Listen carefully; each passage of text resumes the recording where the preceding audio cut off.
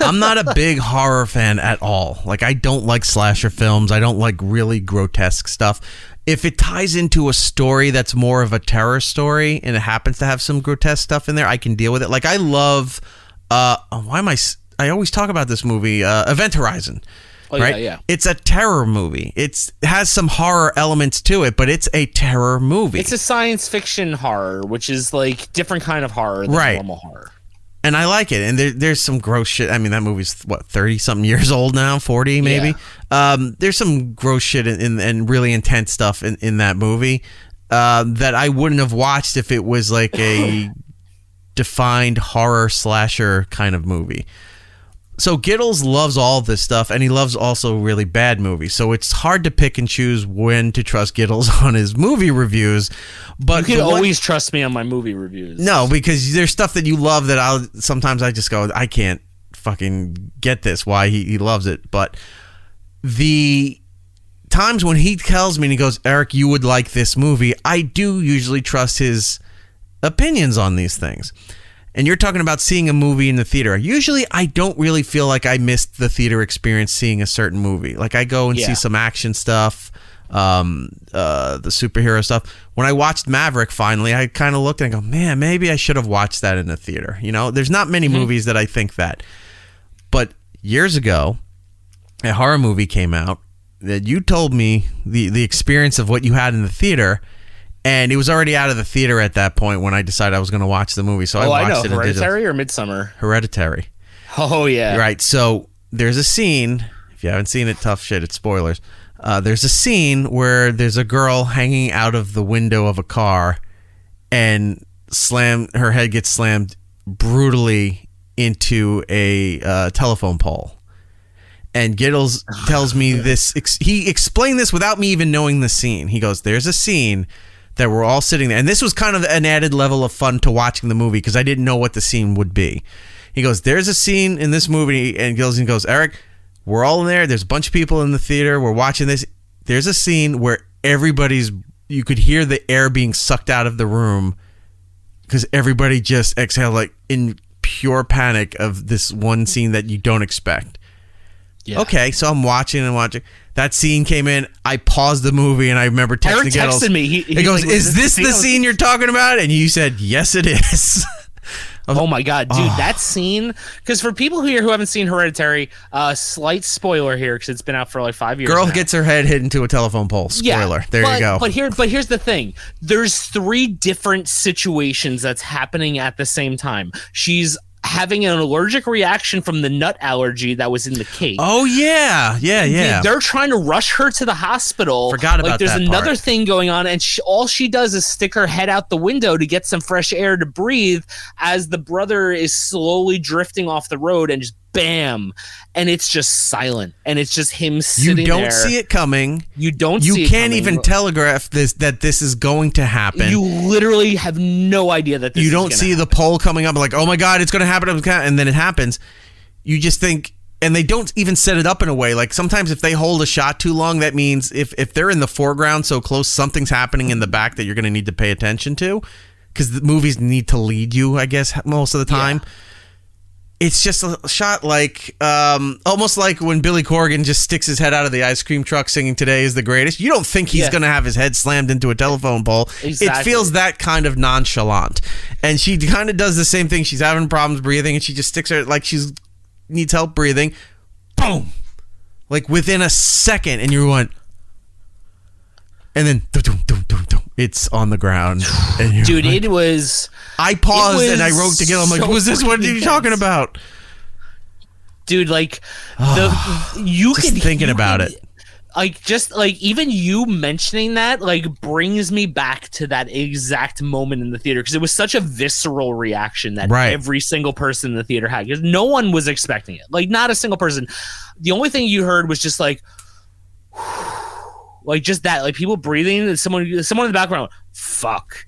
And because, like, you know, for people who've seen the movie, like, it doesn't just like, oh, she gets decapitated, go to next scene. No, it sits there for 3 minutes while he's just staring deadpan out the steering wheel, knowing that he just killed his sister. Right. And then it cuts to him driving the car back to the house without her fucking head in it and parking it in the garage while what's her name? Tony Coletti is just screaming these screams of terror in the house. Like, it is just, it takes the movie to a different spot when you see that in the theater, because like everyone's just like, what the fuck are we in for the rest of this? Like, what is this going to be?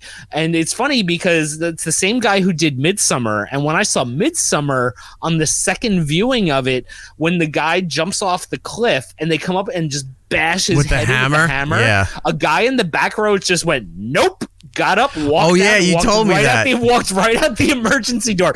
Didn't even come back. It's like the Family Guy scene where he's there at his kid, or he's watching a movie or something. I thought maybe his kid's recital. He just sits there and he goes, done. He puts his hands up like field goal and then walks right out.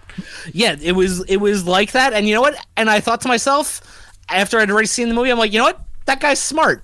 Like, if he couldn't handle that, he's not handling anything else that's happening in the rest of this movie. Right. You walked out, Pete? Were you there? Pete, yeah, that was me. I walked out. Oh, no. Catching up on the chat here, Subdivisions in the chat saying, being on the internet, honestly, nothing is horror shocking anymore. I've seen it all and then some. We are all desensitized.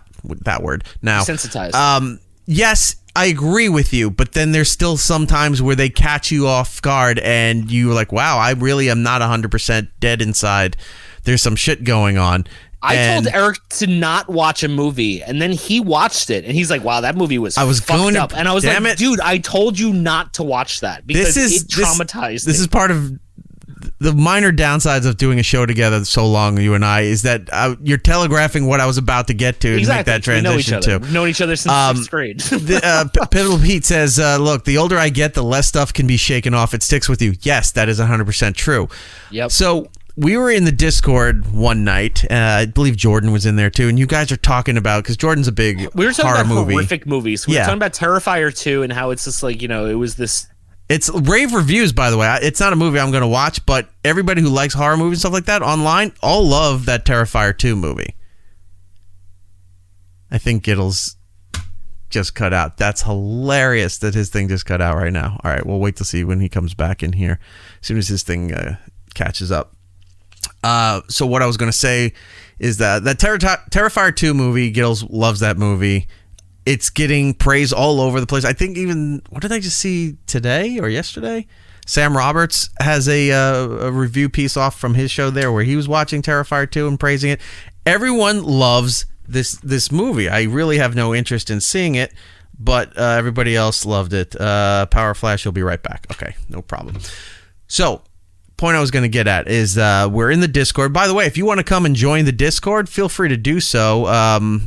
Go to it'seriknagel.com. It has the Discord link, or if somebody in the chat there can throw the Discord up, we'll get that up for you there. That should do it right there for everybody in the Twitch room.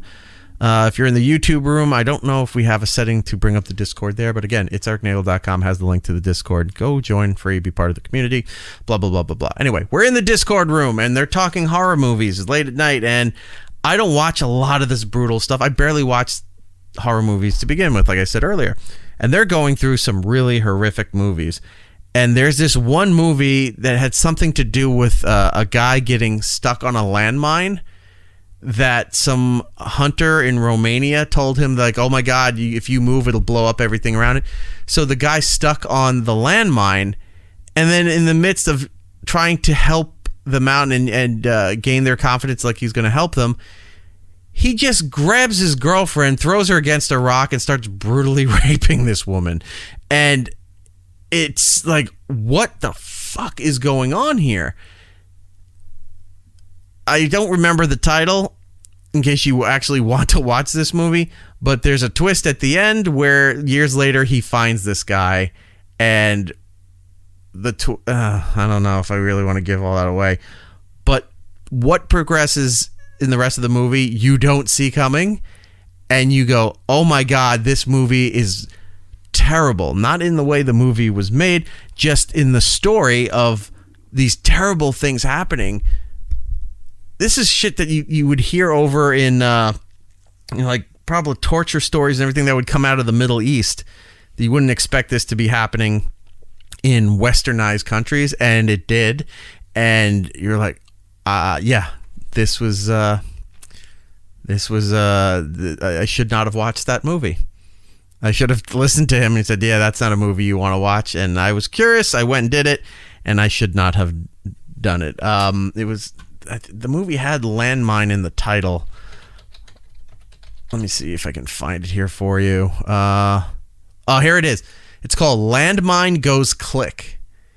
So if you it came out in 2015. If you want to go and find that movie, if you want to watch it, that's up to you. I don't recommend it, but Gittles probably would if you really love the horror and the gore. But it's called Landmine Goes Click. Yeah, even Chris has it there too. That's exactly the movie that I was talking about. Gittles is back.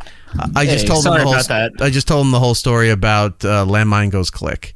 Yeah, don't watch that movie. I watched it, and I was like, yo, this movie fucked me up. I probably should not have watched it. And I told Erik not to watch it. And then Erik's like, yo, I watched that movie. And I was like, why did you do that? I told you not to watch it. I'm like, it's a horrific movie. Yeah, if there was ever a movie that you could say that was almost like that Serbian horror movie that everybody knows about, but I never remember. Serbian film? Yeah, it's called Serbian film. It's almost like The Ring. It's just don't watch that movie or you're going to be cursed and you die. This would be a movie like that. Let me tell you something. As a person who's seen a Serbian film and Landmine Goes Click, I've seen the Serbian film. Yeah. I think Landmine Goes Click is worse, to be perfectly honest with you, because I've seen a Serbian film, and the problem with the Serbian film is that too much. While everything that's happening is really fucked up and horrific, they don't make you care about the characters at all. So like when the final resolution happens, it's like I don't really care because I didn't care about these characters to begin with. So like I don't have any attachment to them. Whereas Landmine Goes Click, I was like, oh, what if I was in this situation? Like what if I was here? Like and like I put myself more in that situation, and it fucked me up way more than Serbian film. Like yeah, Serbian film, not a pleasant film to watch, but also like I don't know. It was horrific, but not like it wasn't the worst thing I've ever seen. I think Landmine Goes Click is probably one of the worst things. Yeah, I didn't give away the second half of the movie. I just said there's a twist to it, and we don't recommend it. But if you go and do next week, shoot us a message either in the Discord or on the show here. Tell us what you thought. Yeah, see if you're on par with our assessment of that movie. I've never seen a movie where every character is crying and then the credits start rolling. Let's just put it that way. Like it's just people crying in a room and then the credits start rolling. Like that's where this movie ends. Chris in the chat saying, so it's not recommended to say watch this after throwing on Disney's Robin Hood first. No, it's not an equal pairing. It doesn't really complement the other. There. Yeah. You know what? The only other one that I haven't seen that I've heard is really like one of the most fucked up movies is this movie called Grave of the Fireflies, which is like some Japanese like animated movie. Okay. And everyone's like, dude, don't watch this movie. It'll fuck you up. And I haven't watched it because of that. But I hear it's pretty intense.